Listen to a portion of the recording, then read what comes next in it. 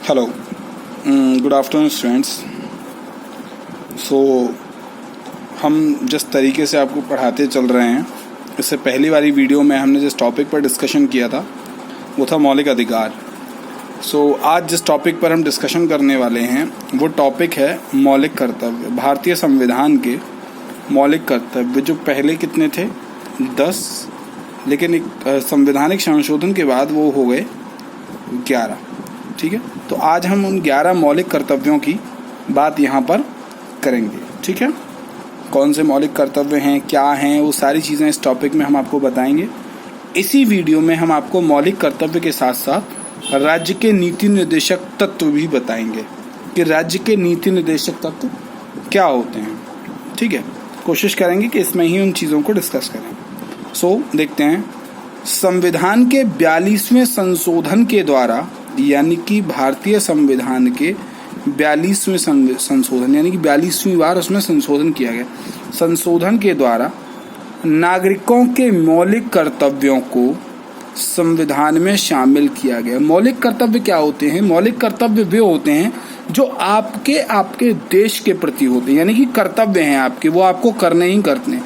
मौलिक यानी कि बेसिक, ठीक है, फंडामेंटल राइट्स, मौलिक अधिकार, और फंडामेंटल ड्यूटीज। ठीक है, मौलिक कर्तव्य ये आपके काम हैं, ये आपको करने ही करने हैं आपके देश के प्रति। मौलिक कर्तव्यों को संविधान में शामिल किया गया। इन कर्तव्यों को संविधान में शामिल करने के कई उद्देश्य थे। ऐसा इसलिए किया गया कि नागरिक देशभक्त बन सके। ठीक, नागरिक देशभक्त बन सके। संविधान के 42वें संशोधन के माध्यम से भारतीय नागरिकों के 10 मौलिक कर्तव्य निश्चित किए गए थे। यानी कि जब ये बनाया गया था 42वें संविधान संशोधन के तहत, ये जब जोड़ा गया था भाग 4 का,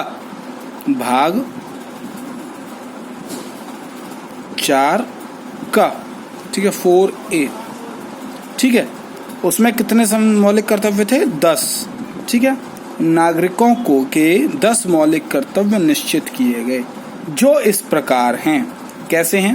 पहला, भारतीय संविधान का पालन करना, यानी कि जो संविधान दिया जा रहा है, जो संविधान लागू किया जा रहा है, उसका पालन करना, तथा उसके आदर्श क्या कहते हैं, एवं संस्थाओं, जो भी संस्था उसके अंतर्गत आएंगी, राष्ट्रीय ध्वज यानी कि भारत का झंडा, तिरंगा, और राष्ट्रीय गान यानी कि जो भी आपका राष्ट्रीय गान है उसका आदर सम्मान करना होगा। राष्ट्रगान आप सब जानते हैं, जनगण मनगण, उसका आदर करना होगा। यानी कि इन सब चीज़ों का हम लोगों को सम्मान करना होगा, आदर करना होगा।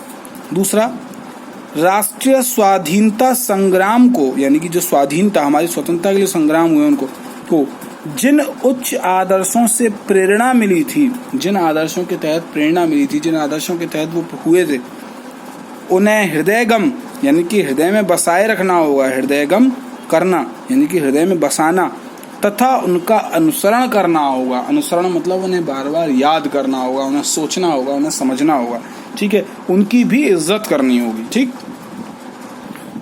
अगला देखते हैं, भारत की संप्रभुता, यानी कि संप्रभुता, इज्जत, संप्रभु यानी कि हम जो कुछ हैं, एकता और अखंडता, एकता मतलब जुड़ता, अखंडता मतलब मजबूती को परिपुष्ट का मतलब है मजबूत। ठीक है, कुछ शब्द इसमें ऐसे हैं, हो सकता है उनके मतलब आपको ना समझ में आ रहे हो, लेकिन मैं यहाँ साथ के साथ बता चल, परिपुष्ट करना यानी कि मजबूत करना, और उनकी रक्षा करना, ये हमारा तीसरा मौलिक कर्तव्य है कि भारत की जो संप्रभुता है, यानी कि एक एकता शक्ति है, एकता है, अखंडता है, इनको मजबूत करना और उनकी रक्षा करना हमारा तीसरा मौलिक कर्तव्य है। चौथा क्या है? देश की रक्षा करना। अगर देश कभी आवाहन करे, उसे आपकी जरूरत पड़े, तो आपको उसकी रक्षा के लिए तत्पर होना पड़ेगा। जरूरी नहीं है कि आप देश की सेना में ही शामिल हों, आप एक आम नागरिक की तरीके से भी देश की रक्षा करें। और आवश्यकता पड़ने पर, इसे ही बोलते हैं आवाहन करने पर, राष्ट्र की सेवा करना। आवाहन को ही आवश्यकता बोला जाता है। आवाहन कहते हैं ना, आवाहन करना, तो आवश्यकता पड़ने पर राष्ट्र की सेवा करना। ठीक, नेक्स्ट, भारत के सभी लोगों में सरसता यानी कि एक भावना, और सम्मान, ठीक है, सम्मान, मातृत्व यानी कि माता जैसा, समान भाई भतीजावाद की ऐसी भावना का निर्माण करना, यानी कि भारत के सभी लोगों में सरसता और सम्मान की ऐसी भावना का निर्माण करना जो धर्म की हो, धर्म में बराबर हो, भाषा के आधार पर, प्रदेश या वर्ग पर आधारित सभी भेदभावों से परे हो, यानी कि कोई भी इस पर आधारित ना हो, यानी कि सब कोई एक हैं, सभी एक हैं, चाहे वो भाई से भाई जैसा किसी भी धर्म का हो, चाहे माता किसी की भी हो, सबको समान सम्मान देना, चाहे भाषा के आधार पर, चाहे धर्म के आधार पर, चाहे प्रदेश के आधार पर, चाहे वर्ग के आधार पर। ऐसी प्रथाओं का त्याग करना जो स्त्रियों के सम्मान के विरुद्ध हो, यानी कि ऐसी कोई भी प्रथा आप नहीं मानेंगे जो स्त्रियों के सम्मान के विरुद्ध जाएगी। ठीक, नेक्स्ट, हमारी मिश्रित संस्कृति यानी कि मिली जुली संस्कृति और गौरवशाली परंपरा के महत्व को समझना, गौरवशाली यानी कि अच्छी परंपरा के महत्व को समझना और उसका संरक्षण करना। गौरवशाली यानी जिसकी हम गाथा गा सकें, जो महत्व क्या कहते हैं महत्वपूर्ण हो, ठीक है, व्याख्या करने योग्य हो, ऐसी उसका संरक्षण करना यानी कि उसे संजोए रखना। इसमें ताजमहल भी आ सकता है, इसमें लाल किला भी आ सकता है, इसमें कुतुब मीनार भी आ सकती है, इसमें कृष्ण जन्म स्थान भी आ सकता है, इसमें अयोध्या का मंदिर भी आ सकता है, ठीक है, इसमें काशी विश्वविद्यालय भी आ सकता है, इसमें उज्जैन का मंदिर भी आ सकता है, कोई भी चीज़ है, चाहे वो कुरान शरीफ की क्यों ना हो, चाहे वो दरगाह हो, चाहे वो जामा मस्जिद हो, कोई भी हो, सब इसके अंतर्गत आएंगे। मिश्रित संस्कृति, वन, नदी, झील और वन्य जीवों यानी कि वन, नदी और झील तथा वन्य जीवों सहित प्राकृतिक पर्यावरण की रक्षा करना, जो आजकल हम नहीं कर रहे हैं। प्राकृतिक पर्यावरण की रक्षा एवं उन्नति करना, उसका विकास करना, तथा प्राणी मात्र के प्रति दया भाव रखना, यानी कि प्रत्येक प्राणी मात्र के प्रति आपको क्या रखना है, दया भाव की भावना रखनी है। नेक्स्ट, वैज्ञानिक दृष्टिकोण, मानवतावाद, अन्वेषण तथा सुधार की भावना का विकास करना। वैज्ञानिक दृष्टिकोण का, मानवतावाद का, अन्वेषण तथा सुधार की भावना का विकास करना, ये इसके अंतर्गत आने चाहिए।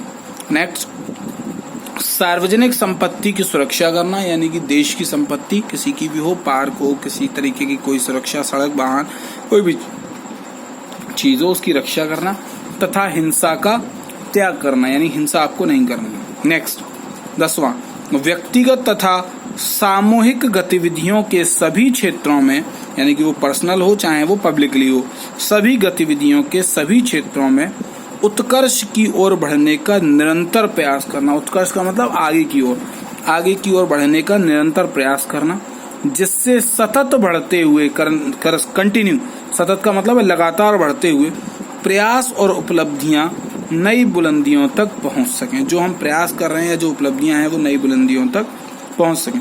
ये वो 10 मौलिक कर्तव्य हैं आपके, जो मैंने अभी तक आपको बताए, जो 42वें संविधान संशोधन के तहत भारतीय संविधान में जोड़े गए। अब आप कहेंगे सर 10 हैं तो 11वां कौन सा है? तो 11वां जो संविधान में जोड़ा गया मौलिक कर्तव्य है, वो है 86वें संविधान संशोधन 2002 के द्वारा जोड़ा गया। कब? 86वां संविधान संशोधन 2002 इसके द्वारा जोड़ा गया। इसमें क्या है, 6 से 14 वर्ष तक की आयु के बच्चों के माता पिता, यानी कि 6 से 14 वर्ष तक की आयु के बच्चों के जो माता पिता हैं और प्रतिपाल्य यानी कि जो उन्हें पालते हैं, के संरक्षक का मामला हो, या तो उन्हें संरक्षक देने का, सुरक्षा देने का, उन्हें शिक्षा के अवसर प्रदान करें, इस तरीके के प्रावधान इसमें किए गए हैं। ये सारे काम भारतीय संविधान के द्वारा 86वें संविधान संशोधन 2002 के द्वारा जो है मौलिक कर्तव्यों में 11 नंबर पर जोड़े गए। ठीक, तो यहाँ तक मैं मानता हूँ कि मौलिक कर्तव्य की जो धारणा है, मौलिक कर्तव्य जो मैंने आपको बताए, वो आप बहुत अच्छे से समझ गए होंगे। इसमें जो नेक्स्ट टॉपिक मैं आपको बताने वाला हूँ वो है भारतीय संविधान में राज्य के नीति निर्देशक तत्व। ठीक, नीति निर्देशक तत्व का क्या मतलब होता है? राज्य के नीति निर्देशक तत्व से क्या मतलब है? राज्य के नीति निर्देशक तत्व से मतलब है वो नीति जो राज्य बनाएगा आपके लिए, नीति निर्देशक तत्व जिनके द्वारा आपको कार्य करना है। ठीक, मौलिक अधिकार जो आपको प्राप्त हैं, ठीक है, यानी कि जिनके तहत राज्य आपके लिए काम करेगा। ठीक, मौलिक कर्तव्य जो आपके कर्तव्य हैं आपके देश के प्रति, और नीति निर्देशक तत्व राज्य के, यानी कि राज्य जिनके अंतर्गत आपके लिए नीतियां बनाएगा। ठीक है, आपको उनके हिसाब से काम करना है। ठीक, जिसमें पहला पॉइंट आर्थिक सुरक्षा संबंधी तत्व, यानी कि आर्थिक सुरक्षा से संबंधित तत्व। सामाजिक प्रगति संबंधी तत्व, समाज की प्रगति होनी चाहिए, यानी कि आर्थिक रूप से मजबूत हो, सामाजिक रूप से मजबूत हो। नेक्स्ट, शिक्षा एवं संस्कृति की सुरक्षा अथवा विकास संबंधी तत्व, शिक्षा की और संस्कृति की सुरक्षा हो तथा विकास संबंधी तत्व इसमें निर्धारित हो। ठीक। नेक्स्ट, न्याय एवं शासन सुधार संबंधी तत्व, न्याय एवं शासन सुधार संबंधी, शासन में कैसे सुधार हो, अगर कोई गलती हो तो उसमें कैसे परिवर्तन किया जाए। और नेक्स्ट, अंतर्राष्ट्रीय शांति एवं सुरक्षा संबंधी तत्व, यानी कि अंतर्राष्ट्रीय शांति कैसे बनी रहे। सो इस टॉपिक में या इस वीडियो में मैं आपको राज्य के नीति निर्देशक तत्वों के इन 5 पॉइंट्स के बारे में बता रहा हूँ। अगली वीडियो में मैं आपको अनुच्छेदवार, किस अनुच्छेद में कौन सा जो है नीति निर्देशक तत्व परिभाषित किया गया है, बताया गया है, 36 से 51 तक मैं आपको पूरा बताऊंगा कि 36 से 51 तक किस अनुच्छेद में कौन सा नीति निर्देशक तत्व है, और जिसकी हम विस्तार पूर्वक चर्चा अगली वीडियो में आपके साथ करेंगे। ठीक है। सो आप लोग इसको अच्छे से पढ़ लें, मौलिक कर्तव्यों को जान लें, राज्य के नीति निर्देशक तत्वों को जान लें कि राज्य के नीति निर्देशक तत्व क्या हैं। अगली वीडियो में मैं आपको विस्तार पूर्वक बताऊंगा। सही सुरक्षित रहें, घर रहें और अपनी जिस तरीके की आपकी शिक्षा चल रही है उसको अच्छे से चलने दें। Thank you so much.